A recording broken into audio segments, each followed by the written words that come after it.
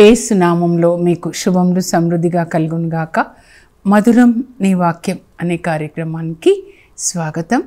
ఈరోజు మనం తపస్కాలము, కలలు కనే కాలం అనే అంశాన్ని ధ్యానించుకుందాం.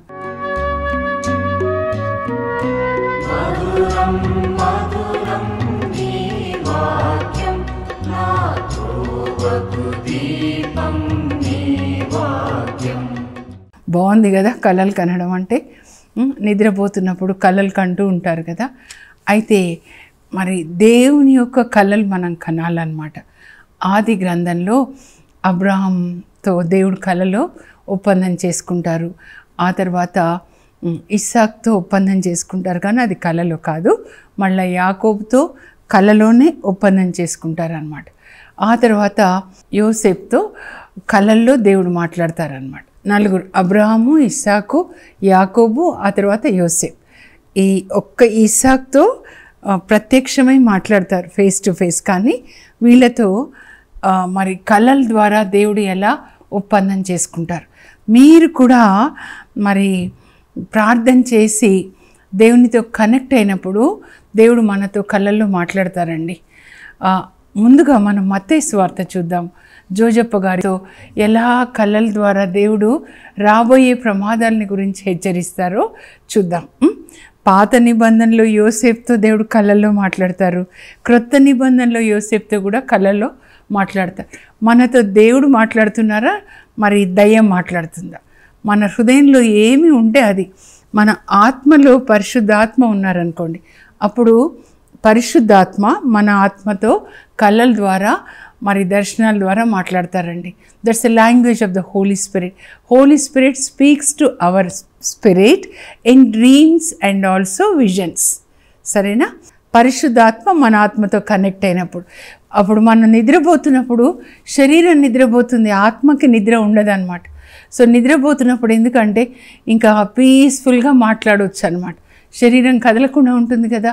ఆపరేషన్ చేసేటప్పుడు చూడండి ఎలా శరీరం కదలకుండా ఉంటుంది కదా, అనస్థీషియా ఇస్తే, అలాగనమాట. అయితే దేవుని యొక్క వాగ్దానం చూద్దామండి. ఈ వాగ్దానాన్ని బట్టి మీరు రోజు ప్రార్థించుకోవాలి. మీతో కూడా దేవుడు కళల్లో మాట్లాడాలి. యోసేపుతో 17 సంవత్సరాల వయసులో పాత నిబంధనలో దేవుడు కళలో యోసేపు యొక్క భవిష్యత్తును గురించి మాట్లాడతారనమాట. యవనస్తులారా, మీరందరూ యోసేపులాగా ఉండాలి. నా ప్రార్థన, నా యొక్క దీవెన కూడా మీకు. తల్లులు మీ పిల్లల్ని దేవునితో కనెక్ట్ చేయండి. దేవుడు అంటే బైబిల్తో కనెక్ట్ చేయడం అన్నమాట. సరేనా? ముందుగా యోవేలు గ్రంథం 2:28 అండి. అక్కడ దేవుడు వాగ్దానం చేస్తారనమాట. యోవేలు ద్వారా పాలస్తీనాలో ప్రజలు ముందు పశ్చాత్తాపడమని చెప్తారు. వాళ్ళు పశ్చాత్తాపడతారు. అప్పుడు దేవుడు అంటారు, మీరు పోగొట్టుకున్నంత 2 అంతలు ఇస్తారు.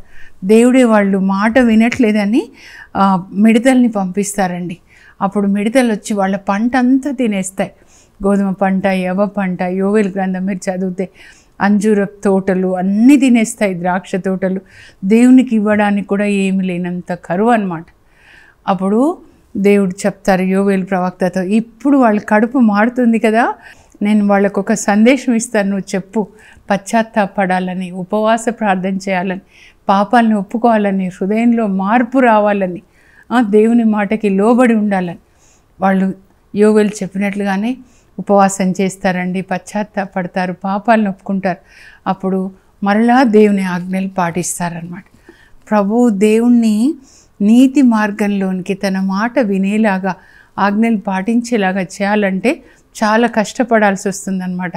అప్పుడు ప్రభు అంటారు, ఇప్పుడు మీరు విత్తనాలు వేసుకోండి, పోయిన సంవత్సరం పంట, ఈ సంవత్సరం పంట 2 అంతలుగా ఇస్తానంటారు. Restoration in double measure. What all you lost once again I will give in double measure. Joel 2:25.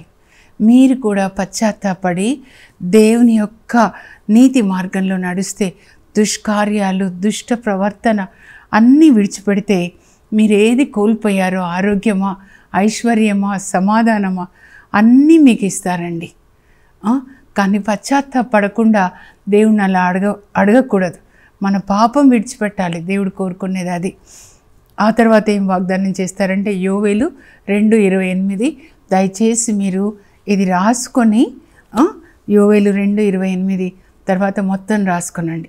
మీరు పశ్చాత్తాపడ్డారు, పాపం విడిచిపెట్టారు కనుక ఈ లోక సంబంధమైన ఆశీర్వాదాలు మీ పంటలు బాగా పండేలాగా చేస్తాను, అన్నీ మీకు ఇస్తాను. నెక్స్ట్ పరలోక ఆశీర్వాదాలు ఏంటంటే పరిశుద్ధ ఆత్మని ఇస్తానని చెప్తారు. ఇది అండి అసలైన ఆశీర్వాదం అన్నమాట.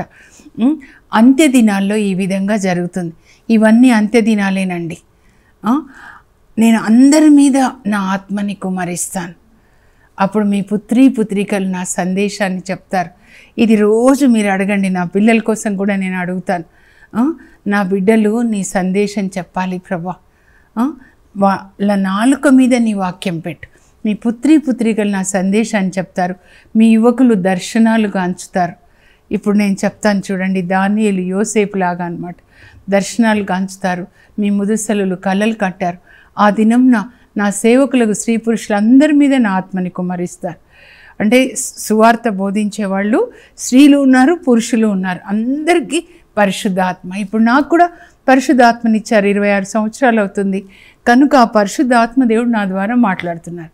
ఈ వాగ్దానాలన్నీ మీకు మీ పిల్లలకి నెరవేరునుగాక. తల్లులారా, తండ్రులారా, ఈ వాక్యం మీరు రాసుకొని ప్రభా ఇది మాకు నెరవేర్చండి. ప్రార్థన కూడా నేను చెప్తున్నానమ్మా, మీరు సొంత ప్రార్థన ఏం చేయొద్దు. ఇప్పుడు యోవేలు 2:28 చదివి ఇది మాకు నెరవేరునుగాక అంతే. పెంతెకొస్తు దినాన ఇది నెరవేరుతుంది అన్నమాట. అందుకే పేతురు మొదటి ప్రసంగాన్ని ఇస్తూ ఇదో మీరు వాళ్ళ భాషలో మాట్లాడతారు. రీకా మామషా కలీకా రమర ఏంటి తాగారంటే కాదు, దేవుడు యోవేలు 2:28 చెప్పింది నెరవేర్చారు.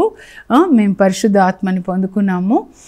పొందుకొని పరిశుద్ధ ఆత్మని మా నాలుకతో కలిసి అప్పుడు ఆయన మాట్లాడుతున్నాడు. పరలోక భాష, దేవదూతల భాష. పరలోకంలో తండ్రి కుమార పరిశుద్ధాత్మలు మాట్లాడుకుంటారు, మరి దేవదూతలతో మాట్లాడతారు. ఈ భాష అని చెప్తారనమాట.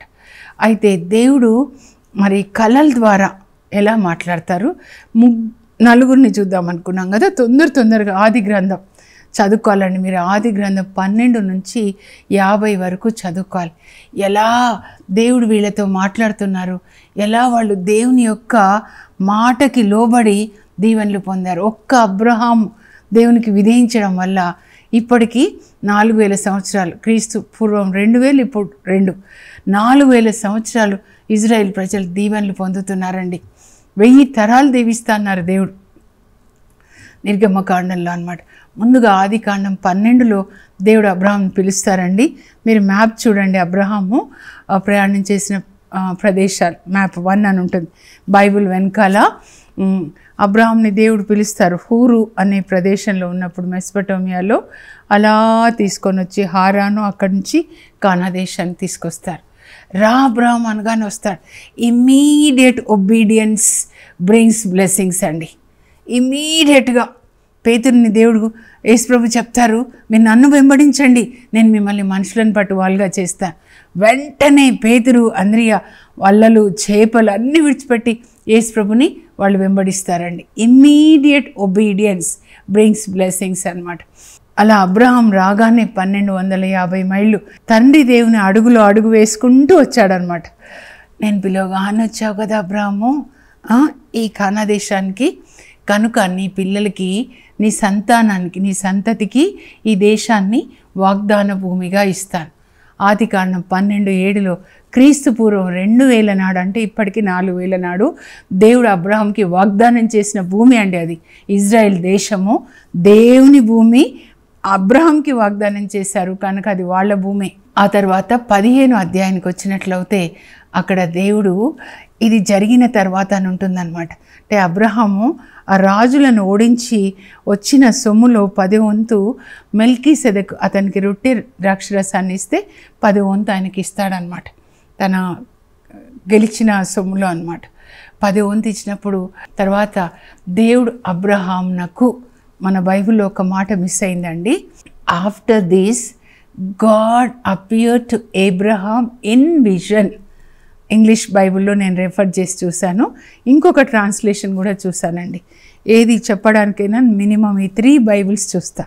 సో ఏమని ఉంటుందంటే, after this God spoke to Abraham in vision. అంటే దేవుడు ఇది జరిగిన తర్వాత, రొట్టె ద్రాక్షరసం తీసుకున్న తర్వాత అబ్రహాంనకు దర్శనంలో ప్రత్యక్షమయ్యాడు. దర్శనం అంటే ఏంటంటే మనం ఇంకా నిద్రపోమండి, మెలకువతోనే ఉంటాం అన్నమాట. సో దర్శనంలో దేవుడు అబ్రహాంతో ఏం మాట్లాడుతున్నారంటే, అబ్రహాము నేను నీకు డాలు, ఇంగ్లీష్లో అయితే I'm your shield, I'm your great reward, నేనే నీకు డాలు, ఖేడము, నేనే నీకు గొప్ప బహుమతి ఇవ్వబోతున్నా. అంటే అప్పుడు అబ్రహాం అంటాడు, ఏమి ఇస్తావయ్యా, నాకు పిల్లలు లేరు, నా ఇంట్లో పుట్టిన పనివాడు ఎలియాజరే నాకు నా ఆస్తికి వారసుడు అవుతాడంటే, కాదు నీ పనివాళ్ళు వారసులు కాదు, నీకు పుట్టిన వాళ్ళే అవుతారు. చూడు ఆకాశంలో నక్షత్రాలు చూడు అంటే చూస్తాడు. దర్శనంలోనే నీ పిల్లలు కూడా అంతమందిగా నేను ఇస్తానంటే అబ్రహాం నమ్ముతాడు. అది అతనికి నీతిగా ఉంది అని చెప్తున్నారనమాట. ఆ తర్వాత ఇంకా కొంచెం మీరు ముందుకు వచ్చేస్తే 15వ అధ్యాయంలో ఆ దేవుడు అబ్రహాంతో మరి ఒక ఒప్పందం చేసుకుంటున్నారండి.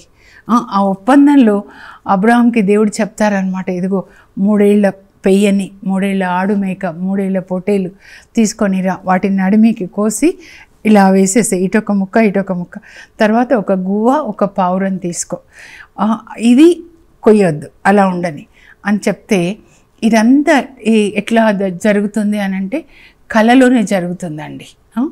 అప్పుడు ఇంకా అబ్రహాంకి గాఢ నిద్ర పడుతుందంట.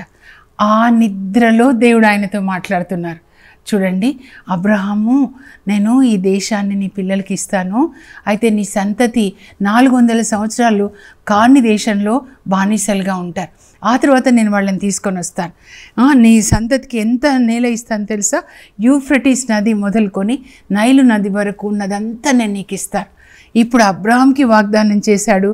అది ఎప్పుడు జరుగుతుందంటే 1000 సంవత్సరాల తర్వాత దావీదు కాలంలో జరుగుతుందండి. నీ సంతతి ద్వారా నేను అందరినీ ఆశీర్వదిస్తాను, నీవు మాత్రము పండంటి వృద్ధాప్యంలో, ముసలితనంలో నీవు ప్రశాంతంగా నీ పితరులను చేరుకుంటావు అని దేవుడు అతనికి కలలో వాగ్దానం చేస్తారు.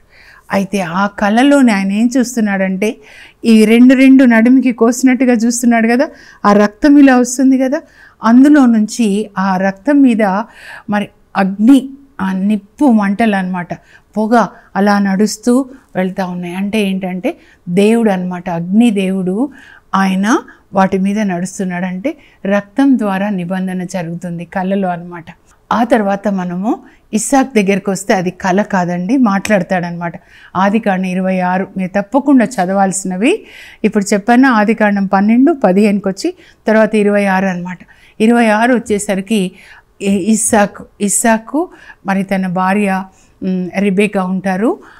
కరువు వస్తుందని వాళ్ళు కానా దేశం నుంచి ప్రక్కన ఫిలిస్తే దేశానికి వెళ్తారనమాట. అక్కడ గెరారు పట్టణంలో ఆ రాజు పేరు అబీమెలెక్ అనమాట. దేవుడు ఇస్సాక్కి ప్రత్యక్షమై ఐగుప్తుకి వెళ్ళొద్దు నువ్వు, ఎందుకంటే అప్పుడు ఇస్సాక్ అనుకుంటాడు నేను ఐగుప్తుకి వెళ్ళాలి అని. కరువు వచ్చింది కదా ఐగుప్తుకి వెళ్ళాలి, ఎందుకంటే వాళ్ళ నాన్న కూడా వెళ్తారు, అబ్రహాం కూడా. ఆదికాండం 12 వెళ్ళొద్దు ఇక్కడే ఉండు, నేను నిన్ను ఆశీర్వదిస్తాను, నేను మీ నాన్నకి వాగ్దానం చేసినట్లే భూమి కానా దేశం అంతా నీ సంతతికి ఇస్తా, నీ సంతతిని ఆశీర్వదిస్తాను. ఎందుకు ఆశీర్వదిస్తాను తెలుసా నిన్ను, నీ సంతతిని? మీ నాన్న అబ్రహాము నా ఆజ్ఞలన్నీ పాటించాడు. అంటే దేవుడు అబ్రహాంకి ఆజ్ఞలన్నీ ఇచ్చాడండి. ఆదాము అవ్వకి ఒక ఆజ్ఞ ఇచ్చారు, నోవాకి ఒక ఆజ్ఞ, ఓడను నిర్మించమని.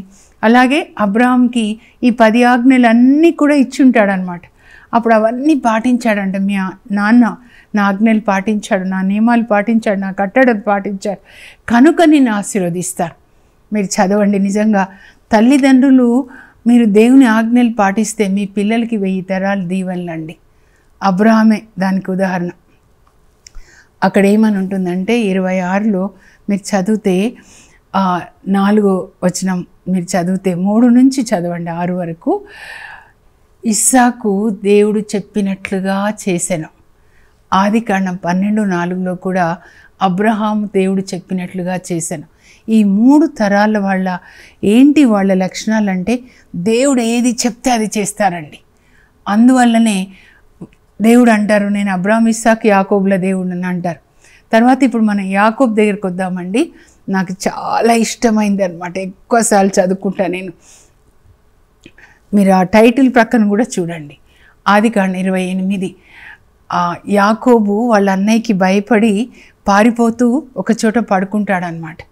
పడుకుని రాయిని దిండుగా చేసుకొని పారిపోతున్నాడు. వాళ్ళ అమ్మ చెప్తుంది, అయ్యా మా పుట్టింటికి వెళ్ళాను, వాళ్ళ మేనమామ దగ్గరకు అనమాట. అంతా అడవి, రాత్రి అయిపోతుంది. అక్కడ ఒక రాయి ఉంటే రాయి తీసుకొని దిండు చేసుకొని పడుకుంటాడు. పడుకోగానే కలలో చూడండి, ఎంత మంచి కళ. ఈ కళ మీకు కూడా రావాలన్నమాట. ఆ కళలో నిచ్చెన ద్వారా దేవదూతలు దిగుతారు ఆయన దగ్గరికి. ఇంకా కొంతమంది దేవదూతలు పైకి వెళ్తున్నారు. వాళ్ళ కిందికి వచ్చి మన ప్రార్థన పైకి తీసుకెళ్తారు. మనకు అన్ని ఆశీర్వాదాలు తీసుకొస్తారు. మీకు ఆరోగ్యం తీసుకొస్తారు. తోబితు గ్రంథంలో రఫాయేల్ చూడండి, మీకు ఐశ్వర్యం తీసుకొస్తారు. మీ కట్లు తెగ్గొడతారు. పేతుర్ని చెరసాల్లోంచి విడిపించారు కదా, అలా కూడా చేస్తారనమాట. అలా దేవదూతలు వస్తున్నారు, దేవదూతలు పరలోకానికి వెళ్తున్నారు. ఆ నిచ్చెన మొదలు దేవుడు ఉంటారనమాట. ఉండి ఆ కలలో యాకోబుతో మాట్లాడుతున్నారు. నిబంధన అనమాట.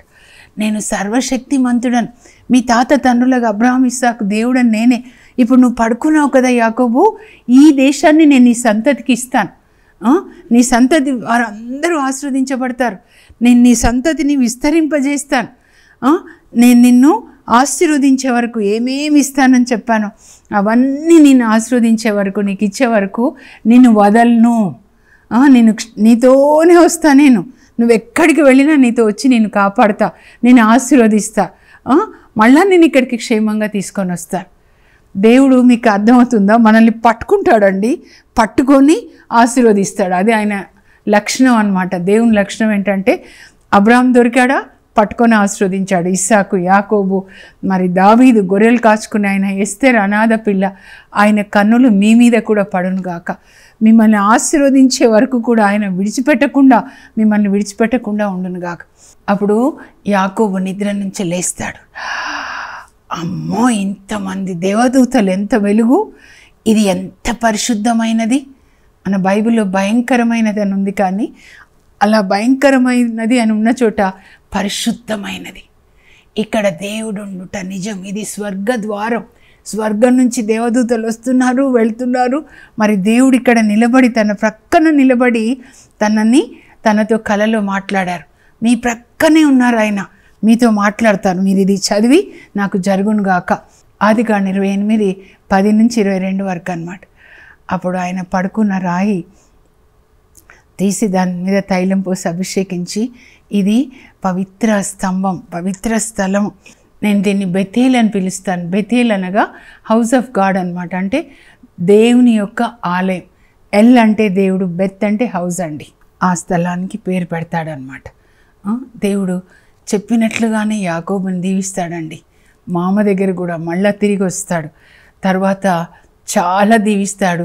తన 12 మంది కుమారులు ఇప్పటికీ కూడా ఇజ్రాయెల్ 12 గోత్రాలుగా మరి అభివృద్ధి చెందుతూ ఉన్నాయన్నమాట. కనుక మీరు కూడా దేవునితో కనెక్ట్ కండి. కలలో దేవుడు మనకి ఇన్ని ఆశీర్వాదాలు ఇస్తున్నారంటే వాళ్ళ ఆత్మలో పరిశుద్ధ ఆత్మ నివసిస్తున్నారు.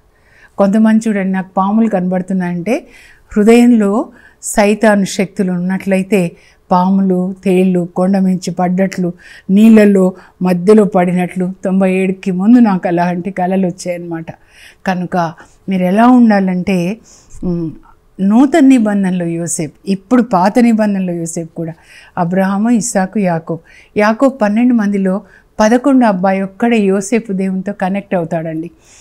ఆదికాండం 37 నుంచి 50 వరకు మీరు కదలకుండా చదువుకోండి దయచేసి. నా కోరిక ఏంటంటే మీరు బైబిల్ని తినేసేయాలి.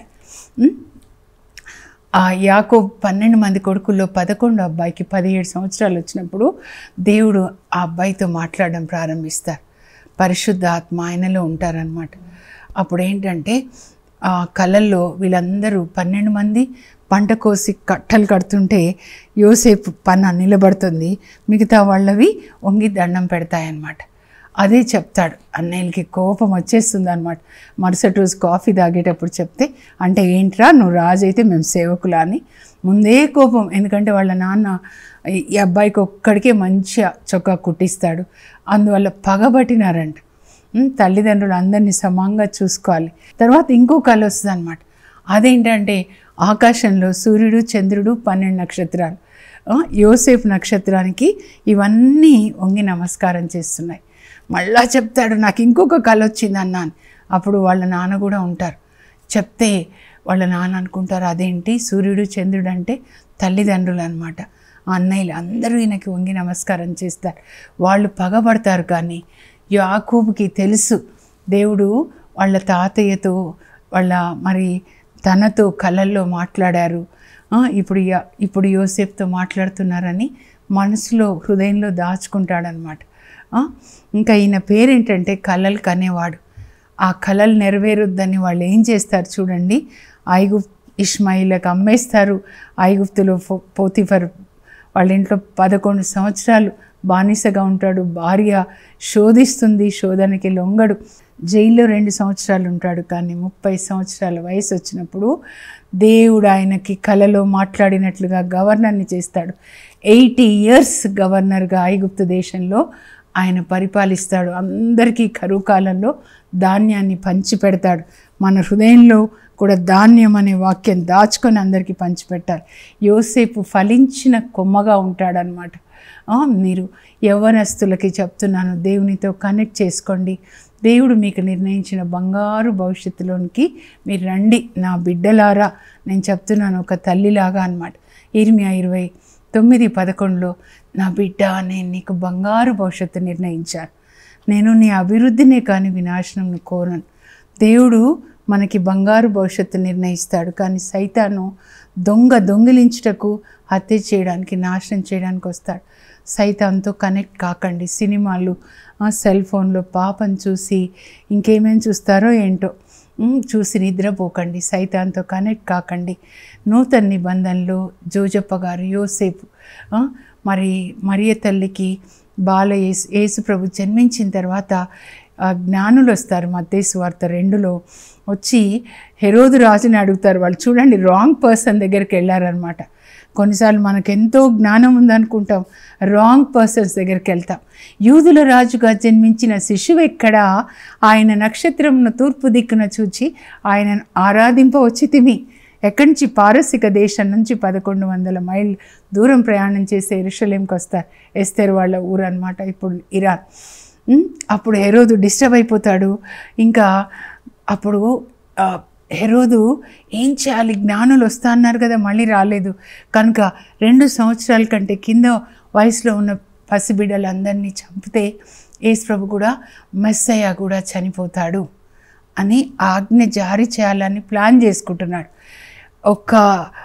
ఇలాంటి ప్లాన్స్ ఎక్కడ జరుగుతాయంటే, ఇప్పుడు ఆది గ్రంథంలో ప్లాన్స్ అబ్రాహాం గురించి, ఇస్సాకు గురించి, యాకోబు గురించి, యోసేపు గురించి, పరలోకంలో జరిగినటువంటి ప్లాన్స్ అన్నీ పరిశుద్ధాత్మ కళల ద్వారా బయలుపరిచాడు.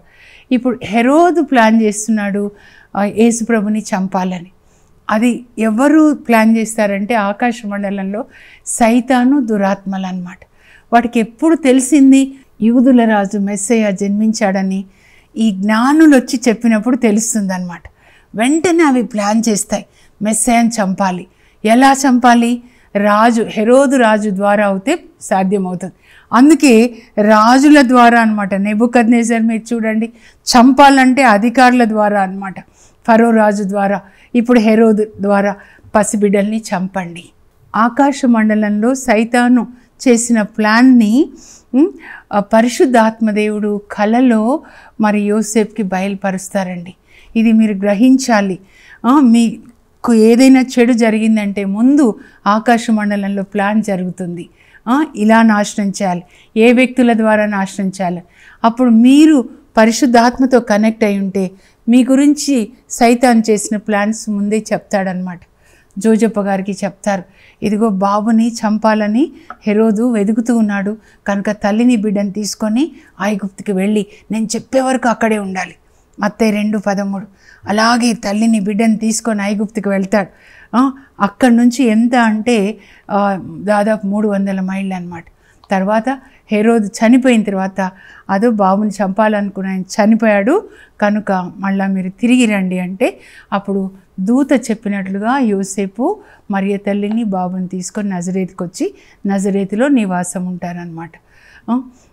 ఎన్ని ప్రమాదాలు, నా కొడుకు ఇలా చనిపోయాడు, ఆత్మహత్య చేసుకున్నాడు, లేకపోతే యాక్సిడెంట్ అయిపోయింది, ఇలా చెప్తూ ఉన్నారు ఈ మధ్య. ఇవన్నీ మీరు దేవునితో కనెక్ట్ అవుతే కలలో మీతో మాట్లాడతారండి. మీరు బైబిల్ చదువుకునే అలవాటు పడుకునే ముందు ఎప్పుడు కూడా ఒక సమస్య వచ్చినప్పుడు దేవునికి అర్పించి ఆ చదివిన దాన్ని ధ్యానిస్తూ మీరు పడుకోండి. పరిశుద్ధ ఆత్మ మీతో ఎప్పుడు కనెక్ట్ అవుతాడో కలల్లో మీ బంగారు భవిష్యత్తుని చెప్తాడు యోసేపుకి చెప్పినట్లు. అలాగే మరి సైతాన్ యొక్క ప్రణాళికల్ని కూడా మనకి కళల ద్వారా బయలుపరిచినప్పుడు మనం ప్రార్థించాలి. సైతాన్ ప్లాన్స్ లయమైపోయి ప్రభా నీ చిత్తం నెరవేరును గాక. ఎందుకు చెప్తారంటే వాటిని లయం చేయమని. దేవా నీ దూతల్ని పంపించి కాపాడండి. దేవుడు బాలయేసుని కాపాడతారు కదండి, అలాగే కాపాడమని దేవదూతల్ని పంపించమని. సైతాన్ ప్లాన్స్ లయమైపోను గాక. 33వ కీర్తన 10వ వచనం చెప్పుకోవాలండి. ప్రభా నీ చిత్తం నెరవేరాలి, కానీ సైతాన్ చిత్తము ప్రజల చిత్తం నెరవేరకూడదు. సైతాన్ ఎవరి ద్వారా నెరవేరుస్తాడంటే ఆయనకి సంబంధించిన ప్రజల ద్వారా అన్నమాట. ఫరో రాజు ద్వారా మగపిల్లల్ని చంపించాడు. మోషే పుడతాడు ఆ టైంలో అని తెలిసే అనమాట. తర్వాత హమాన్ ద్వారా యూదులందరినీ చంపాలని ప్లాన్ చేశాడు, కానీ పసిపిల్ల ఎస్తేర్ ద్వారా దేవుడు కాపాడతారనమాట. అలాగే ఇప్పుడు కనుక మీరు కళల్ని నిర్లక్ష్యం చేయకండి. డాన్ బోస్కో గారికి కూడా 8 సంవత్సరాల వయసు నుంచి కళల్లో దేవుడు ఆయన నడిపిస్తూ ఆయనని తన చిత్తంలోనికి, యవ్వనస్తులకి తండ్రిగా తల్లిదండ్రులు లేని యవ్వనస్తులు తోడేళ్ళలాగా ఉన్న వాళ్ళని గొర్రెపిల్లలుగా మార్చిన ఆయన అలా మాట్లాడి నడిపిస్తారనమాట. ఇప్పుడు ప్రపంచం అంతటా గొప్ప ఉద్యమం వస్తుంది. దయచేసి మీరు బైబిల్ చదువుకొని పడుకోండి. బైబిల్ని దినమంతా చదవండి. దేవుని యొక్క పడుకున్నప్పుడు మీ ఊహల నిండా ఆ దేవుడే ఉండాలి. ఊహల్లో నీవే, ఊపిరిలో నీవే, హృదయంలో నీవే యేసయ్యా. అలా మిమ్మల్ని దేవునితో కనెక్ట్ చేసుకోండి, సైతాన్తో డిస్కనెక్ట్ చేసుకోండి. ప్రార్థన చేసుకుందాం.